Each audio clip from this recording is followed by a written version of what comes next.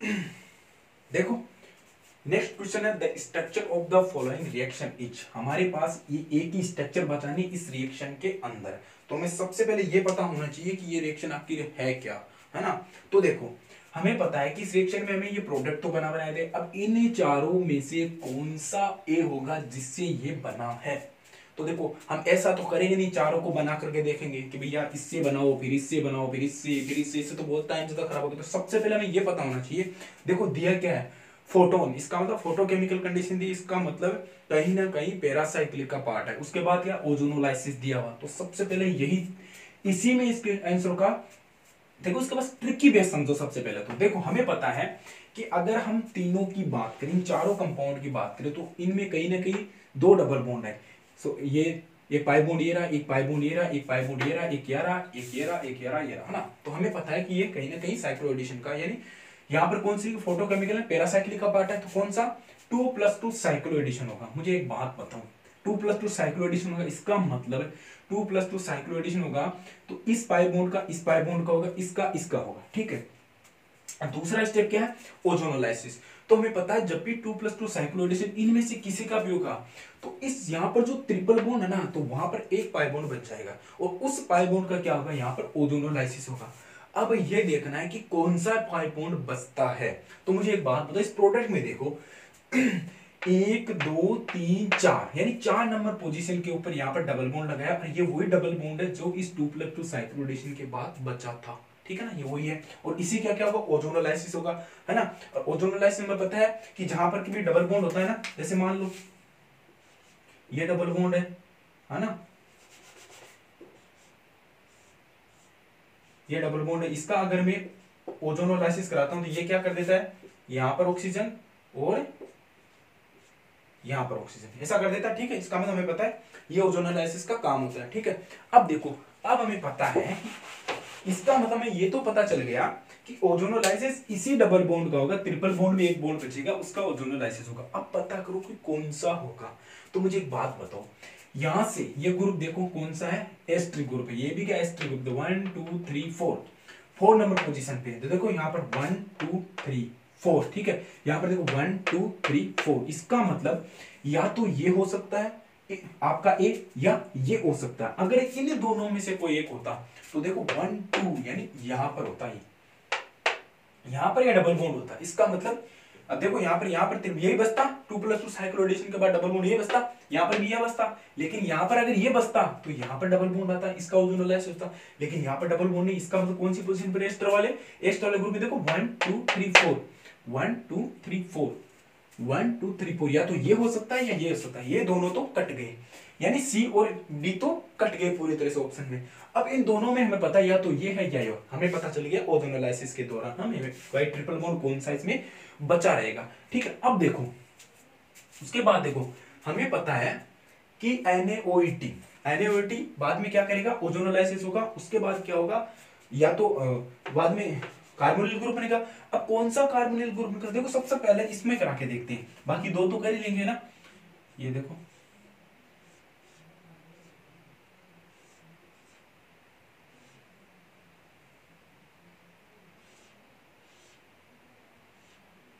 ये हो गया, है ना। इसका फोटोकेमिकल के अंदर 2+2 साइक्लो एडिशन रिएक्शन, तो देखो कैसे होगा।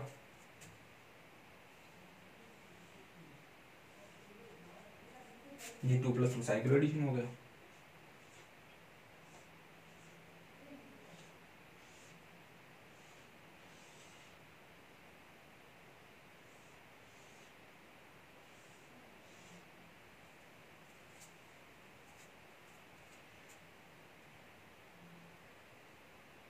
ये बन गया, है ना, क्योंकि यहाँ पर नीचे 4 मेंबर रिंग बन गई, देखो 1 2 3 4, ठीक है। अब देखो यहाँ पर एक डबल बॉन्ड रहेगा, इसका ये वाला डबल बॉन्ड रहेगा। अब देखो, अब हमें ये पता है कि इसका जब हम ओजोनोलाइसिस कराते हैं in the presence of O3 and Me2 sulphur के साथ, ठीक है। अब देखो इसका ओजोनोलाइसिस क्या होगा,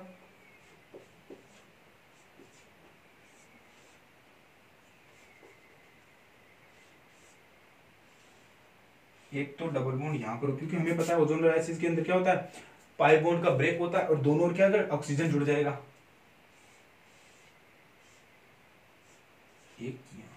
अब देखो इसके अंदर देखो, अगर सुनो मेरी बात, अगर इसका ओजोनोलाइसिस होता तो यहां पर क्या बनता, एल्डिहाइड ग्रुप बनता। हमें पता है अगर इसका ओजोनोलाइसिस तो क्या बनता, एल्डिहाइड ग्रुप बनता। लेकिन यहां पर क्या होता है, यहां पर देखो ये कार्बन आगे मौजूद है, इसका मतलब यहां पर दोनों कीटोनिक ग्रुप बनता। अगर सोचो ये होता, ठीक है, ये होता तो देखो कैसे बनता, मैं इसका भी बना के दिखाता हूँ ना, जगह मिल जाएगी।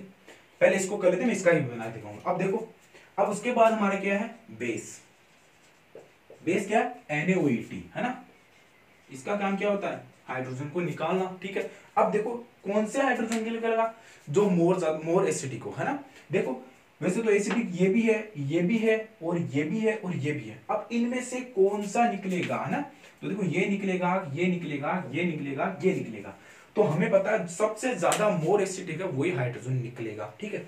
तो देखो ये तो एसिडिक हो नहीं सकता, क्योंकि यहां से जब हाइड्रोजन निकलेगा, है ना, तो देखो यहां पर देखो ये लोन पेयर ऑफ नहीं, यहां से नहीं, ये सबसे ज्यादा एसिडिक कौन सा होगा, क्योंकि यहां से अगर मान लो ये इलेक्ट्रॉन विड्रॉइंग नेचर रखता है, इलेक्ट्रॉन खींचेगा, यहाँ पर पॉजिटिव चार्ज आएगा, तो ये इसका स्टेबलाइज कर देगा। इसका मतलब ये तो नहीं है एसिडिक। और यहाँ देखो, यहाँ से निकल सकता है और यहाँ से भी निकल, क्योंकि इसकी एसिडिक नेचर इस केस में बराबर है। लेकिन अगर सोचो अगर यहाँ से निकलता, यहाँ से निकलने के बाद देखो प्रोसेस कौन सा है, कंडेंसेशन का प्रोसेस है। तो हमें पता है ये कार्बोनेट पर अटैक करेगा यहाँ पर, तो कितनी नंबर रिंग बनेगी, 1 2 3 मेंबर रिंग बनेगी। लेकिन यहाँ पर कौन सी है, 5 मेंबर रिंग है। इसका मतलब ये तो हो ही नहीं सकता। अब देखो यहाँ से निकलेगा, चलो यहाँ से निकलेगा, कितने वापस यहाँ पर नेगेटिव चार्ज है, इनोलेट बनेगा, इनोलेट वापस अटैक करेगा, यहाँ पर आएगा, तो ये भी 3 मेंबर रिंग बनेगी, तो वो भी नहीं है। तो इसका मतलब कहां से निकलेगा, यहीं से निकलेगा, यही एसिडिक हाइड्रोजन है, ठीक है। ये निकलने के बाद देखो क्या बनता है, यहां बना देता हूं।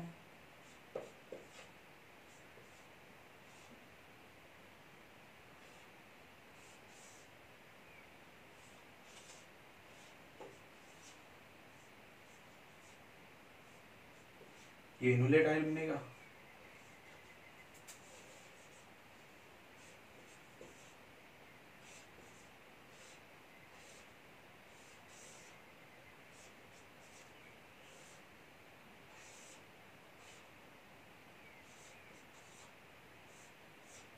अब देखो इनोलेट आयन बन गया।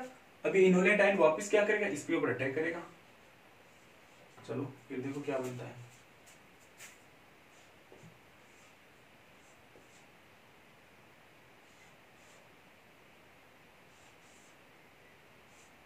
अब ये देखो एसिडिक मीडियम है, तो यहाँ पर H+ आ जाएगा वापस, ठीक है।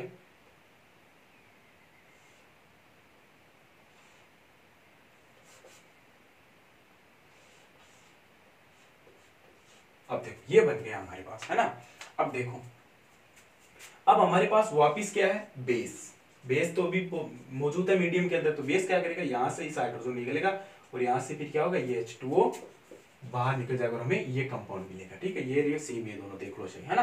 तो हमें ये मिलेगा। इससे हमें पता चलता है कि कौन सा है, ए ऑप्शन इसका क्या है, करेक्ट ऑप्शन है। कैसे पता कि हमने सबसे पहले ये देखा कि प्रोडक्ट के अंदर किस पोजीशन पर डबल बॉन्ड प्रेजेंट है। इसका मतलब 1 2 3 4 नंबर पोजीशन पर डबल बॉन्ड प्रेजेंट है। कब हो सकता है 4 नंबर पोजीशन के ऊपर, जब इन दोनों में से किसी का साइक्लोडिशन हो रहा हो। इसका होता तो यहां पर होता है ये डबल बॉन्ड, क्योंकि ये डबल बॉन्ड प्रेजेंट होता है, ट्रिपल बॉन्ड वाला एक सिंक बचता, है ना। लेकिन यहाँ पर है ही नहीं, क्योंकि यहाँ पर डबल बॉन्ड, इसका मतलब यहाँ पर डबल बॉन्ड, तो या तो ये है या ये है। और हमने मैकेनिज्म के द्वारा देखना कौन सा प्रोडक्ट सही है, ए सही है। अब देखो जब आप यहाँ आते हो, है ना, ए को करते हुए, अगर बी होता तो यहाँ पर क्या बनता, एल्डिहाइड ग्रुप बनता, ठीक है। तो लेकिन यहाँ पर एल्डिहाइड ग्रुप नहीं बन रहा, इसका मतलब कौन सा प्रोडक्ट, कौन सा ऑप्शन सही, हमारा ए ऑप्शन सही है, ठीक है। उतारो इस क्वेश्चन को, नेक्स्ट क्वेश्चन देखते हैं। देखो नेक्स्ट क्वेश्चन देखो, the major product form in the following in the transformation, यानी इसका हमें बताना है कि इन चारों में से कौन सा मेजर प्रोडक्ट बनेगा। तो कहीं ना कहीं ये भी क्या पैरासाइक्लिक का ही पार्ट है, तो हमें ये देखना है कि कौन सा प्रोडक्ट बनेगा। तो देखो हमें पता है FeCl3 क्या होता है, लुईस एसिड होता है। तो लुईस एसिड क्या करेगा, यहाँ पे इस ऑक्सीजन के लोन पेयर के साथ जुड़ेगा और इसकी एसिडिक नेचर को और ज्यादा बढ़ा देगा। तो मैं इसका डायरेक्ट कर रहा हूं यहाँ पे, देखो ऐसे, ये लुईस एसिड क्या करेगा, इस ऑक्सीजन की एसिडिक नेचर को और ज्यादा बढ़ा देगा, कार्बोनिल ग्रुप की एसिडिक नेचर को क्या कर देगा, और ज्यादा बढ़ा देगा, ठीक है। तो ये इस तरह से बनता है इसके जुड़ने के बाद, अच्छा ठीक है, ये हो गया। अब देखो इसकी एसिडिक नेचर बढ़ गई तो ये क्या करेगा, इलेक्ट्रॉनों को अपनी ओर अट्रैक्शन करेगा, यानी ऊपर की ओर खींचेगा। तो यहाँ पर पॉजिटिव चार्ज आ गया, ठीक है, तो इसको करते हैं।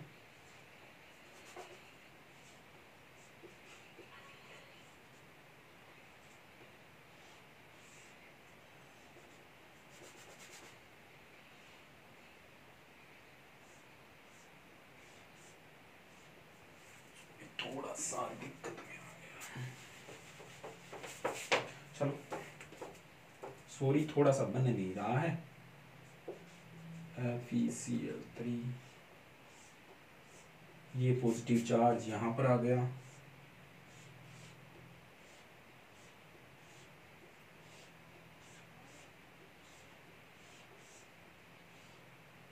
ये हो गया। अब देखो हमें पता है कि यहां जो अंदर की ओर हाइड्रोजन है ये अंदर की ओर है दोनों हाइड्रोजन। तो हम पैरासाइक्लिक में ये पढ़ते हैं कि कौन से हाइड्रोजन सिस हो गए, कौन से ट्रांस हो गए। तो देखो मैं एक थोड़ा सा एक बेसिक नॉलेज बता देता हूं कि अगर मान लो ये हमारे पास कोई भी रिंग है, अगर दोनों हाइड्रोजन बाहर की ओर या कोई भी ग्रुप, यहाँ पर मान लो दो कोई जी ग्रुप लगे, हाइड्रोजन और हीलियम, कोई भी हो सकता है, हाइड्रोजन जो भी है, एल्किन ग्रुप कोई भी हो सकता है, अगर बाहर की हो तो ये भी क्या है, सिस में, ठीक है। अगर दोनों हाइड्रोजन या दोनों कोई जी ग्रुप अंदर की हो किसी भी रिंग के, तो ये भी क्या होते हैं, सिस होते हैं।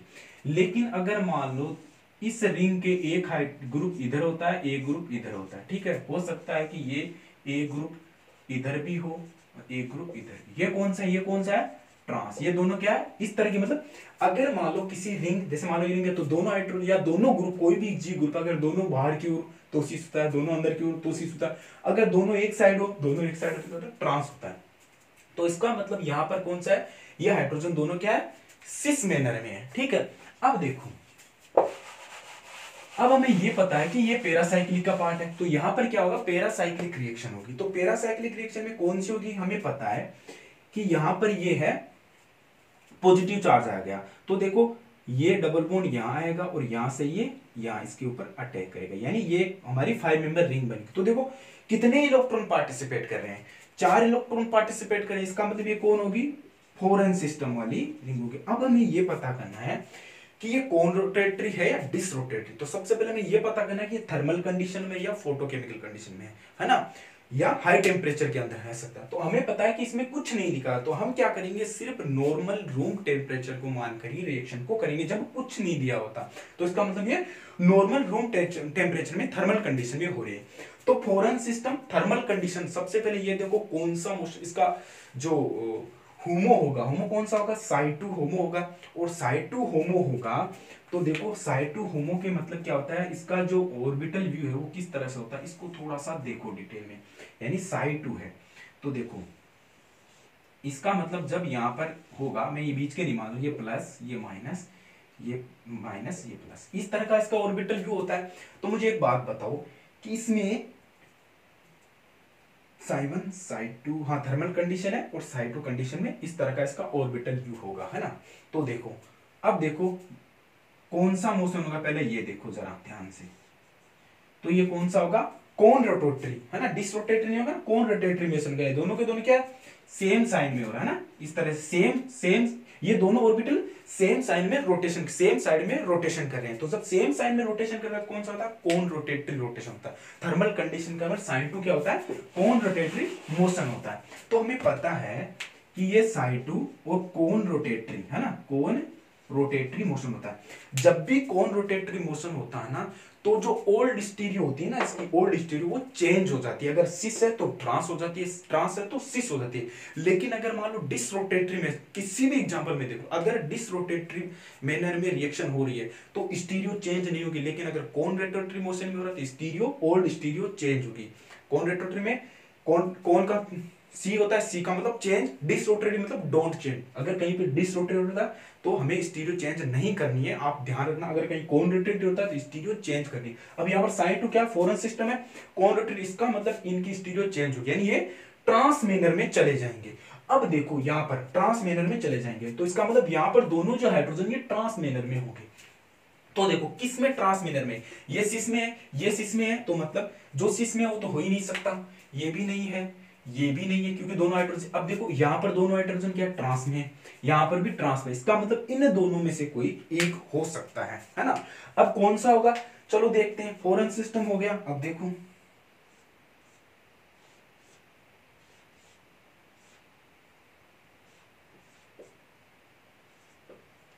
FeCl3, ये बस इतना याद रखना है, डिसरोटेटरी डोंट चेंज, यानी स्टीरियो चेंज नहीं होगी, कौन रोटेटरी में स्टीरियो चेंज होगी। अब देखो यहां पर पॉजिटिव चार्ज आकर यहां पर आपका ये SiMe3 लगा हुआ है। अब देखो इन हाइड्रोजन की स्टीरियो कौन सी होगी, हमें पता है ट्रांस होगी, है ना, ये ट्रांस होगी, ये हाइड्रोजन ट्रांस। अब देखो यहां पर पॉजिटिव चार्ज है यहां पर, तो ये क्या करेगा, ये अपने इलेक्ट्रॉन क्या करेगा, यहां से ये बाहर हो जाएगा, इसकी पॉजिटिव चार्ज को क्या करेगा, स्टेबलाइज कर देगा। तो देखो क्या बनता है, ऊपर बना देता हूं। अब देखो ये तो वैसे ही कट गया क्योंकि यहाँ पर इस SiMe3 को निकाला नहीं है, तो ऑप्शन तो हमारे पास यही बच गया, है ना, डी ऑप्शन ही है, सीधा दिख रहा है।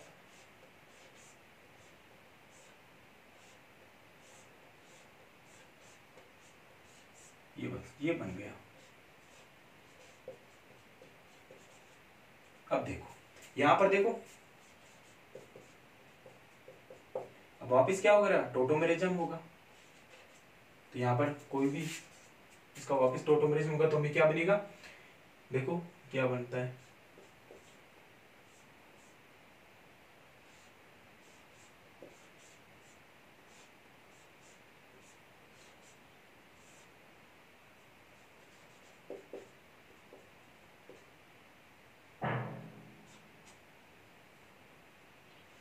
ये प्रोडक्ट हमें मिलता है। ये किसमें है, सिर्फ डी ऑप्शन के अंदर है, ठीक है। यहाँ हाइड्रोजन होगा, यहाँ देखो डबल बॉन्ड, यहाँ देखो यहाँ तो डबल बॉन्ड है ही नहीं, है ना। तो हमने मैकेनिज्म में थ्रू देख लिया, तो हमें ये पता होना चाहिए कि जो नीचे हाइड्रोजन इनकी स्टीरियो कौन सी होगी। तो सबसे पहले हमें ये भी पता होना चाहिए कि सिस्टम कौन रोटेटरी है या डिसरोटेटरी है। अगर कौन रोटेटरी, इसका मतलब ओल्ड स्टीरियो चेंज होगी, सिस है तो ट्रांस, ट्रांस है तो सिस, और डिसरोटेटरी है तो स्टीरियो चेंज नहीं होगी, जैसा का वैसा का वैसा। अब देखो अंदर की ओर हाइड्रोजन, इसका मतलब ये सिस मैनर के अंदर है, तो किस में हो जाएगा, ट्रांस मैनर।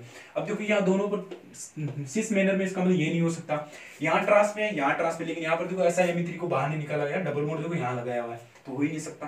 तो इसका मतलब हमारा ऑप्शन कौन सा है, डी ऑप्शन करेक्ट ऑप्शन है, ठीक है, ये ऑप्शन हो गया, ठीक है, उतार लीजिए। देखो नेक्स्ट क्वेश्चन था, in the given transformation in the intermediate A and the major product of Br, कि हमारे पास ये रिएक्शन दी गई, उसमें हमें मेजर प्रोडक्ट बताना है कि कौन सा होगा। देखो यहाँ पर 4 ऑप्शन है, मैंने 2 ही ऑप्शन लिखे हैं क्योंकि इसका ऑप्शन क्या होगा, ए और बी में से किसी एक होगा। तो देखो मैं आपको बता देता हूँ कौन सा ऑप्शन होगा, सी ऑप्शन में ये दिया हुआ था और इसमें कुछ और रिंग बनाई हुई थी, और डी ऑप्शन में इस तरह का दिया होता, और यहाँ पर वहां पर 6 मेंबर या कुछ 5 मेंबर रिंग का ऐसा कुछ था। तो ठीक है, तो वो मैंने बनाया नहीं था कि जगह नहीं इतनी रिएक्शन के लिए। तो हमें ये सब देखो, ये क्वेश्चन सिंपल क्वेश्चन होते हैं, इनमें सिर्फ आपको मैकेनिज्म के बारे में पता होना चाहिए, फिर आप इनके आंसर आसानी से निकाल सकते हो, ठीक है। इनमें ऑप्शन वाला नहीं है कि भाई ऑप्शन छांट के, हालांकि अगर मान लो हमें इंटरमीडिएट का पता चल जाए तो 2 इंटरमीडिएट इस तरह के दिए होते हैं और 2 इंटरमीडिएट इस तरह के दिए होते, ये वाले इंटरमीडिएट बन ही नहीं सकते, तो इन 2 को काटना था, ए और डी में था ये, सॉरी बी और डी में था शायद, ठीक है, और ये ए और सी में था ऐसा कुछ, है ना। तो इसका मतलब एक सी में ये इंटरमीडिएट दिया होता और एक ए में इंटरमीडिएट दिया होता, या तो ए होगा या सी होगा, वो मैंने बनाया नहीं ऑप्शन, ठीक है। और दूसरा बी और डी में ये था, ए प्रोडक्ट क्या था आपका, ये था, लेकिन ये नहीं था। तो देखो कैसे करना है इसको, तो हमें पता है इसको करने के लिए, देखो यहाँ पर 2 इक्विवेलेंट इसका PHCHO का दिया हुआ था। तो देखो हमें सबसे पहले इसकी मैकेनिज्म को देखते हैं। तो देखो PHC डबल बॉन्ड O और H, है ना, इसके पास लोन पेयर लोन। अब देखो यहाँ पर क्या होता है कि हमें पता है N2 निकल जाता है तो यहाँ पर कार्बिन बनती है, ठीक है। तो देखो कार्बिन क्या होती है,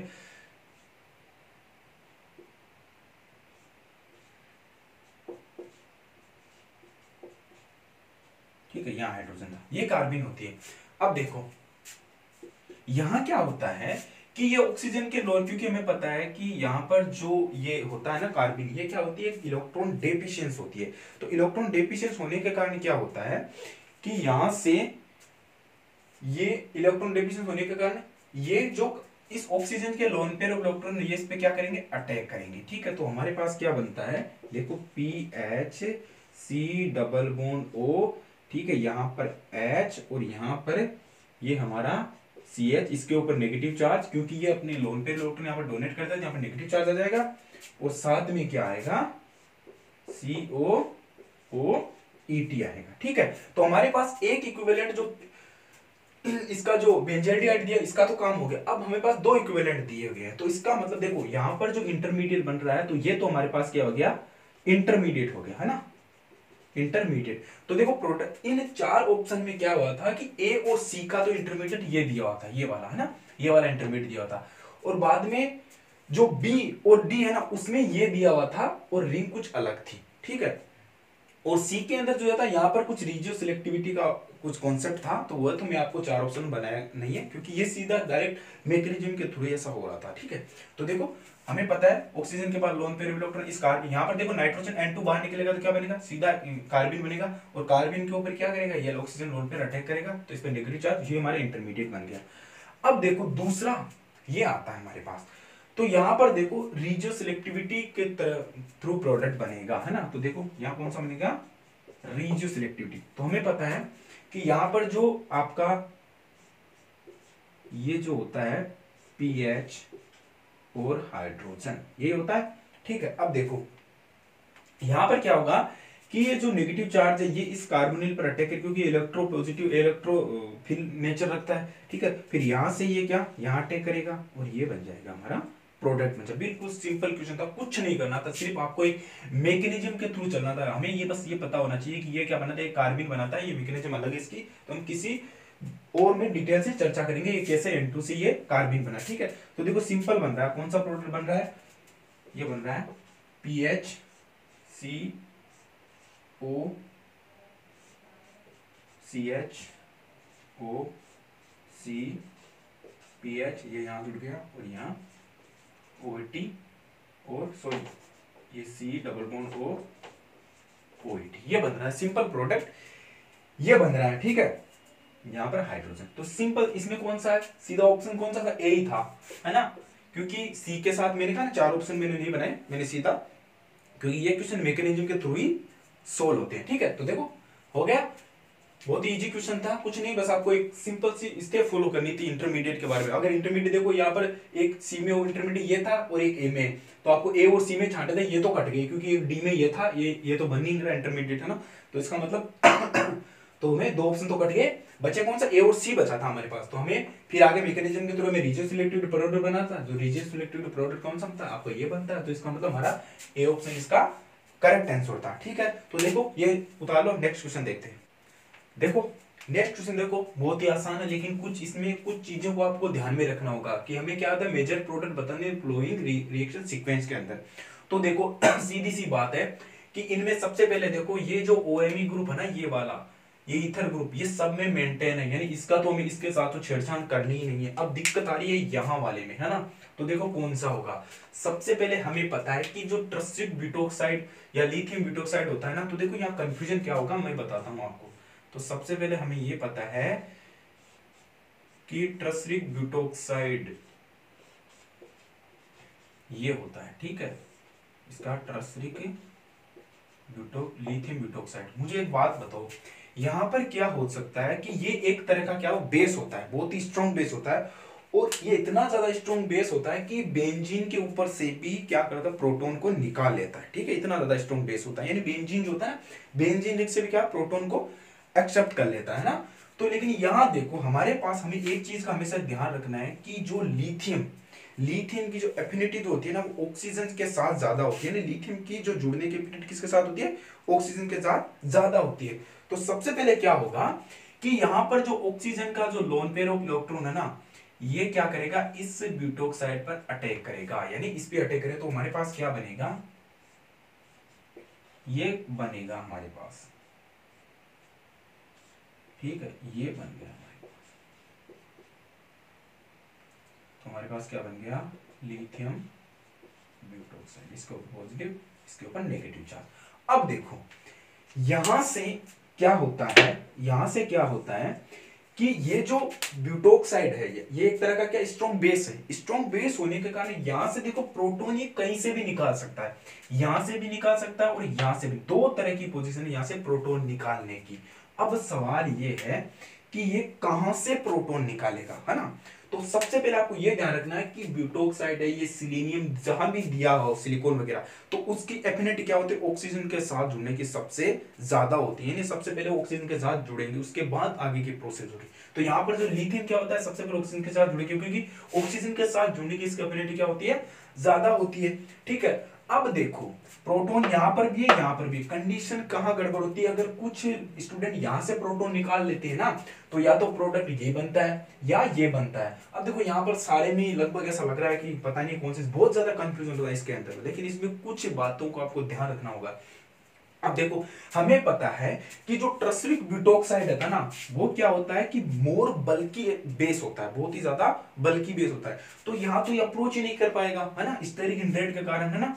तो इसका मतलब इसका जो अप्रोचेबल इस प्रोटॉन के साथ सबसे ज्यादा होता है। लेकिन ये तब करोगे जब आपको ये पता होगा कि जो लिथियम ब्यूटोक्साइड या लिथियम की जो एफिनिटी है ऑक्सीजन के साथ टेंडेंसी ज्यादा होती है जुड़ने की। तो सबसे पहले ये जुड़ेगा, तब आप फिर आप ये चेक करोगे कि हमें पता है कि जो ब्यूटोक्साइड है ना, ये मोर बल्कि होता है। तो मोर बल्कि होने के कारण क्या होता है कि ये वहां से लेस हिंड्रेट साइड से प्रोटॉन को निकालेगा। तो लेस हिंड्रेट साइड कौन सी है, यही तो है ना। ये लेस हिंड्रेट साइड यहां से नहीं निकाल पाएगा, क्योंकि ये अप्रोचेबल नहीं है इसके पास में, ये पास में है, क्योंकि ये देखो ऑर्थो पोजीशन पे हालांकि है, लेकिन ये अप्रोचेबल नहीं है, क्योंकि ये लेस, इसमें देखो नाइट्रोजन के पास लोन पेयर इलेक्ट्रॉन है। तो इसका मतलब यहाँ पर क्या है, मोर क्राउडिंग है, थोड़ी सी क्राउडिंग है। तो यहाँ पे क्या, बल्कि ग्रुप होने के कारण क्या है, यहाँ से ये इसको H को निकाल लेगा, है ना, H को निकाल लेगा। ठीक है, तो देखो क्या बनता है।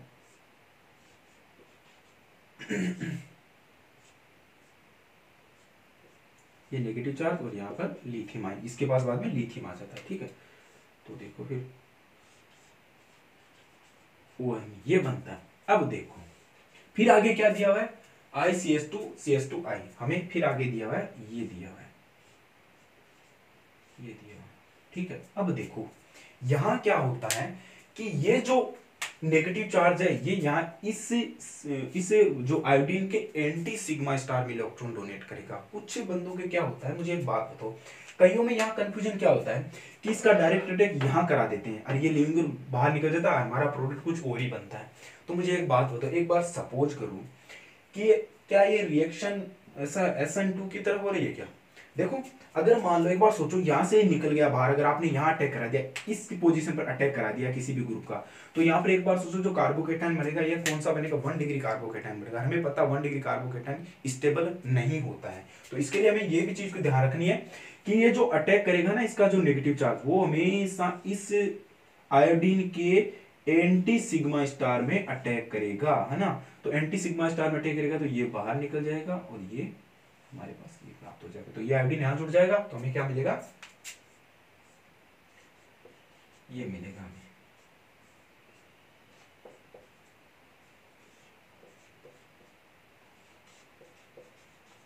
ये मिलेगा, और यहां साथ में ये भी मिलेगा,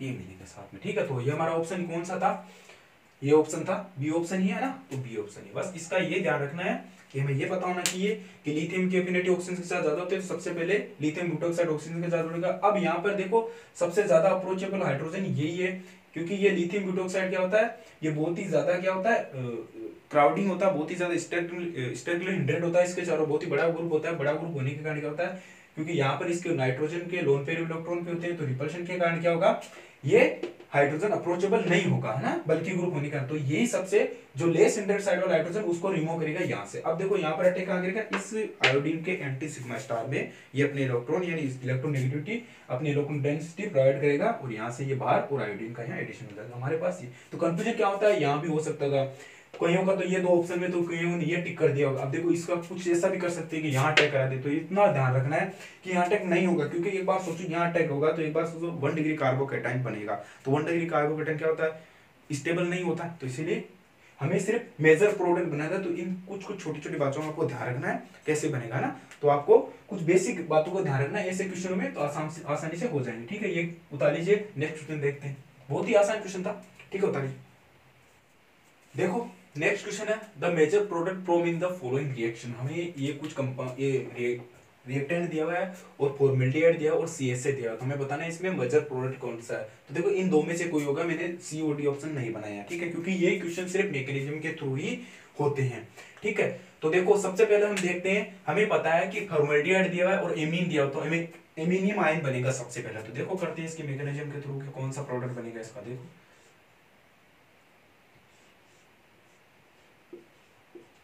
PH OH NH और CH2 PH2, हमें क्या दिया, फॉर्मेल्डिहाइड दिया हुआ है, ठीक है। तो इसका हमें पता है क्या बनता है, इमीनियम आयन बनता है नाइट्रोजन के साथ, है ना। हमें ये पढ़ा है, इसकी मैकेनिज्म भी पढ़ेंगे जब इसका पूरा डिटेल में पढ़ेंगे। तो देखो इमीनियम आयन बनेगा,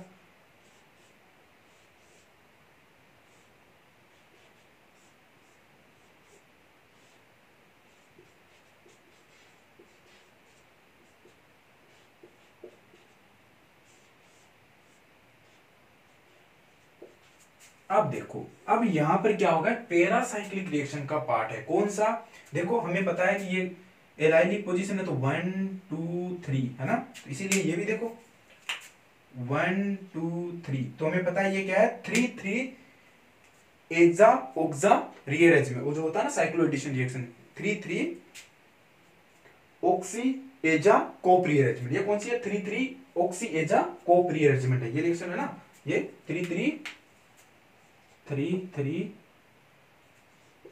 ऑक्सी एजा कोप रीअरेंजमेंट, है ना, ये उस तरफ की रिएक्शन है, कौन सी है, 3 3 ऑक्सी एजा कोप रीअरेंजमेंट रिएक्शन का ये पार्ट है, क्योंकि देखो 3 से 3 पोजीशन पर आ रहा है, ठीक है। अब देखो यहाँ पर हाइड्रोजन है, मेथिल ग्रुप हो जाएगा। अब देखो अब हमें क्या करना है कि 3 3 एजा ऑक्सा 3 3 ऑक्सी एजा कोप रीअरेंजमेंट करवानी, तो ये सब क्या होता है, देखो सबसे पहले ये यहाँ आएगा और ये यहाँ आएगा और ये यहाँ आएगा, तो देखो क्या बन गया,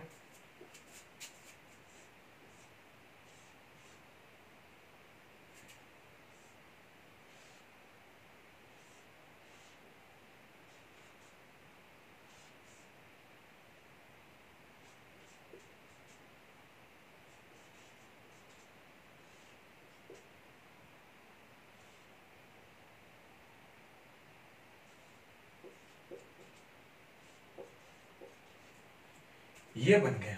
अब देखो क्या होता है, अब देखो अब हमें पता है कि ये नाइट्रोजन, इसकी इलेक्ट्रोनेगेटिविटी बहुत ज्यादा होती है, तो क्या करेगा, यहाँ से ये जो OH वाला है ना, ये यहाँ से यहाँ शिफ्ट होगा, क्योंकि यहाँ पर टोटोमरेजिम होगा, टेटोमरेजिम के बाद क्या होगा, ये यहाँ अटैक करेगा और ये यहाँ बन जाएगा। बहुत ही सिंपल क्वेश्चन है, तो देखो कैसे होता है।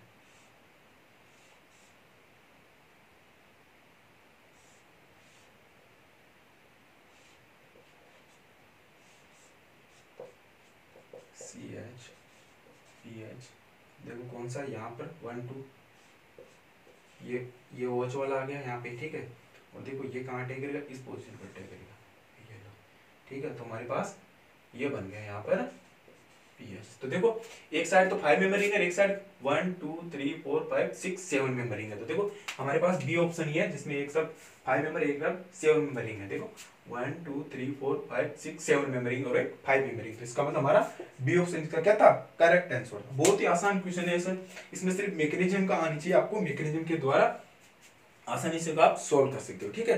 ये क्वेश्चन उतार जी, फिर देखते हैं नेक्स्ट क्वेश्चन क्या है। देखो नेक्स्ट क्वेश्चन, देखो हमें पूछा है कि the correct order of the pK of the following compound, हमें इन ABC में इनका पीके का करेक्ट ऑर्डर बताना है। तो हमें एक चीज पता है कि किसी भी कंपाउंड का जो पीके होता है ना, वो इनवर्सली प्रोपोर्शनल होता है एसिडिक नेचर के, यानी जो कंपाउंड जितना ज्यादा एसिडिक होगा उसका पीके उतना ही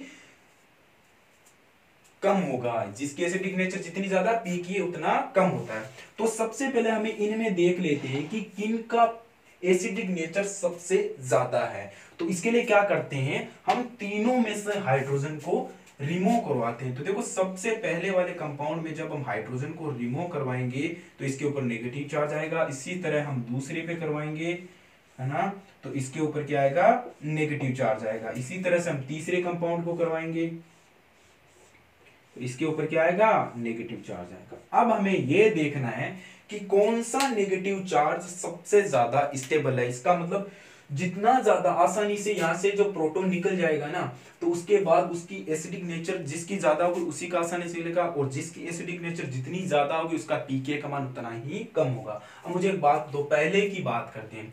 पहले में क्या होता है कि जब यहाँ से प्रोटॉन का रिमूव किया जाता है, क्योंकि यहाँ पर पीके का मतलब यहाँ पर कहीं ना कहीं एसिडिक से ही डीलिंग करनी है, तो इस तरह के क्वेश्चन को करने से पहले आपको क्या प्रोटॉन को रिमूव कराना, उसके बाद ये देखना जो नेगेटिव चार्ज आता है ना वो कौन सा सबसे ज्यादा स्टेबल है। तो मुझे यार बात बताओ, पहले की अगर हम बात करें तो यहाँ पर क्या होता है कि फोरन सिस्टम हो जाता है, यहाँ पर क्या होता है फोरन सिस्टम हो जाता है, ठीक है। अगर मैं दूसरे की बात करूं तो देखो 6 पाई इलेक्ट्रॉन है तो हमारे पास पता है फोरन प्लस 2 इलेक्ट्रॉन सिस्टम हो जाता है। यहाँ पर देखो 8 पाई इलेक्ट्रॉन है, 2 2 4 2 6 8 पाई, तो इसका मतलब ये भी क्या है फोरन सिस्टम है।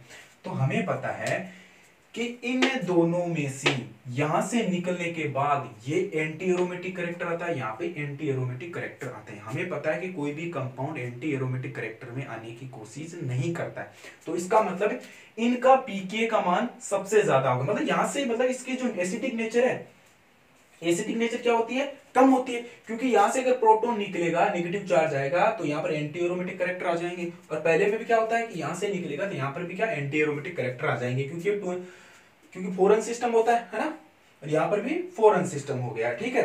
तो इसका मतलब इन दोनों की एसिडिक नेचर तो कम होती है सबसे कम, क्योंकि प्रोटॉन निकलना इतना आसान है, क्योंकि यहाँ से प्रोटॉन निकलने के बाद क्या एंटी एरोमेटिक करेक्टर आ जाता है। कोई भी कंपाउंड एंटी एरोमेटिक करेक्टर में आना पसंद नहीं करेगा, ये हमें जानते हैं। तो इसका मतलब इन दोनों की तो एसिडिक नेचर सबसे कम होती है एज कंपेयर टू दिस। अब देखो यहां से निकलने के बाद क्या होता है, ये क्या होता है फोरन प्लस 2 पाई इलेक्ट्रॉन, यानी ये एरोमेटिक आ जाता है। ये क्या होता है एरोमेटिक कंपाउंड हो जाता है। इसका मतलब यहां से निकालना ज्यादा होता है, तो इसका मतलब ये हुआ कि इसकी एसिडिक नेचर इन दोनों के कंपेयर में सबसे ज्यादा है ना।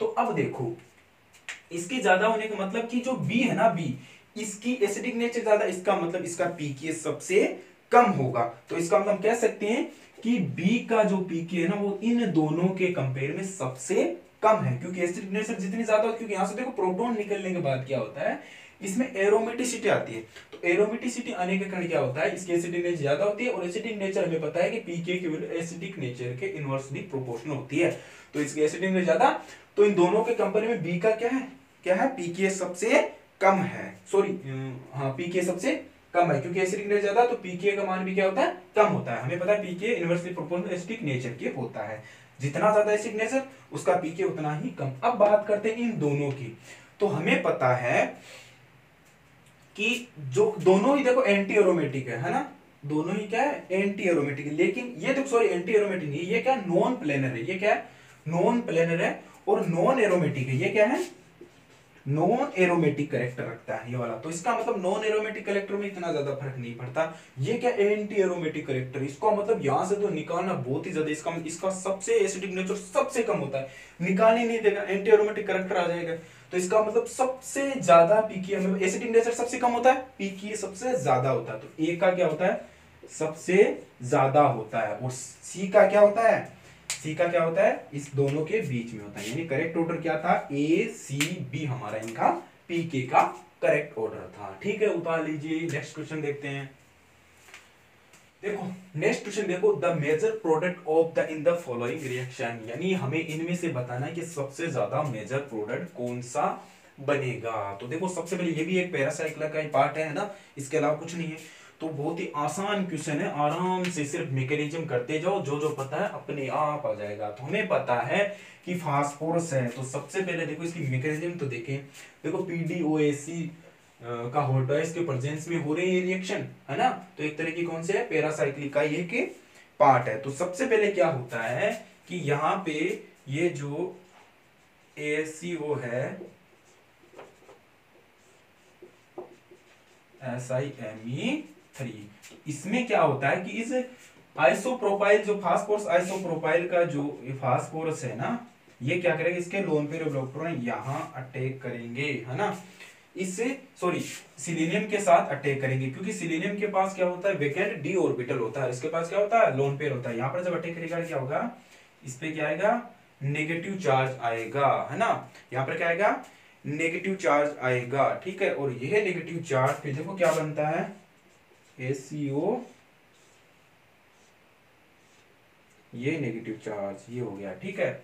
अब देखो अब ये नेगेटिव चार्ज क्या करेगा, रेजोनेंस करेगा, है ना, क्या करेगा, रेजोनेंस, ये यहाँ से यहाँ। हमें पता है कि सिलिकॉन पर एडिटिव होता है क्योंकि पास कोर्स के बाद लोन पेयर इलेक्ट्रॉन होते हैं और इसकी एफिनिटी सिलिकॉन के साथ ज्यादा होती है। क्यों होती है एफिनिटी, क्योंकि सिलिकॉन के पास क्या होता है, वेकेंट डी ऑर्बिटल होता है। तो ये अपने लोन पेयर इलेक्ट्रॉन क्या है, इसके वेकेंट डी ऑर्बिटल में डोनेट करेगा, यहाँ से यहाँ और यहाँ से यहाँ। तो देखो क्या बनता है हमारे पास,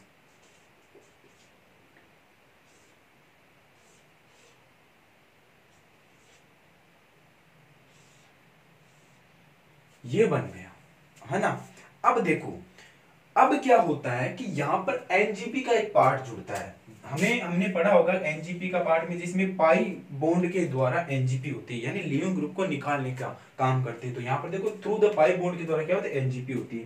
तो देखो क्या होता है कि यहाँ से ये पाई बॉन्ड क्या करेगा, यहाँ पर अटैक करेगा, एनजीपी के थ्रू क्या करेगा, एनजीपी के थ्रू क्या करेगा, इस लिविंग ग्रुप को बाहर निकाल देगा, है ना। तो हमारे पास क्या 1,3 डाइपोलर कंपाउंड बनेगा, है ना, क्योंकि यहाँ पर एनजीपी का पार्ट, क्योंकि पाई बॉन्ड के द्वारा एनजीपी हो रही है। हमें पढ़ा है कि पाई बॉन्ड के द्वारा भी एनजीपी, अलग अलग ग्रुपों के द्वारा एनजीपी होती है। तो यहाँ पर क्या होता है, पाई बॉन्ड के द्वारा एनजीपी होती है। तो देखो क्या बनता है फिर,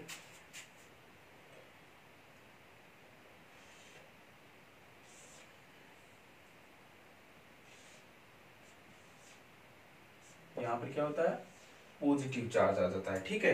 तो ये लिविंग ग्रुप बाहर चला जाता है ना।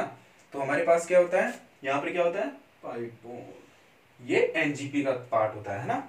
तो देखो ये एनजीपी क्या करता है, पाई बॉन्ड क्या करता है, यहाँ पे अटैक करता है इस पे और इसको बाहर निकाल देता है एनजीपी के थ्रू। तो हमारे पास क्या बन गया, 1,3 डाइपोलर सिस्टम बन गया। अब बहुत ही आसान है। अब देखो अब ये जो 1,3 डाइपोलर सिस्टम है, ये इसके साथ रिएक्शन करेगा, ठीक है। मैं यहाँ नीचे उतार रहा हूं,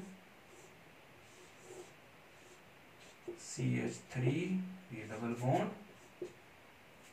और ये 1,3 डाइपोलर सिस्टम हो गया, ठीक है। अब एक बात बताओ, हमें पता है 1,3 डाइपोलर सिस्टम कंसंट्रेट मैकेनिज्म के थ्रू होता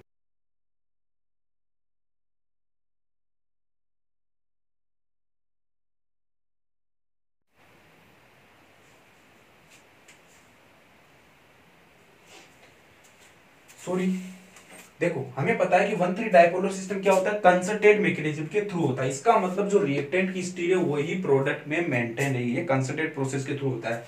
तो ये देखो क्या है, सिस में है, दोनों मेथिल ग्रुप क्या है, सॉरी मेथिल और हाइड्रोजन क्या है, सिस में। तो देखो कहां कहां सिस में, अब देखो ये तो हो ही नहीं सकता, दोनों ऑप्शन कट गए, ऐसा तो कुछ है ही नहीं जो ये स्पाइरो रिंग तो कहीं बन ही नहीं रही है। तो या तो हमें सीधा पता चला कंसल्टेंट मैकेनिज्म, क्योंकि ये सिस मैनर में, तो देखो यहाँ पर ए ऑप्शन है, बाकी इसमें देखो बी में तो है ही नहीं, ये तो ट्रांस मैनर में है। तो ठीक है, ये वैसे तो ऑप्शन तो आपका ये होगा, लेकिन मैकेनिज्म को तो देखो देखो क्या होता है, ये यहाँ करता है, ये यहाँ करता है, देखो लास्ट में बन गया हमारा प्रोडक्ट।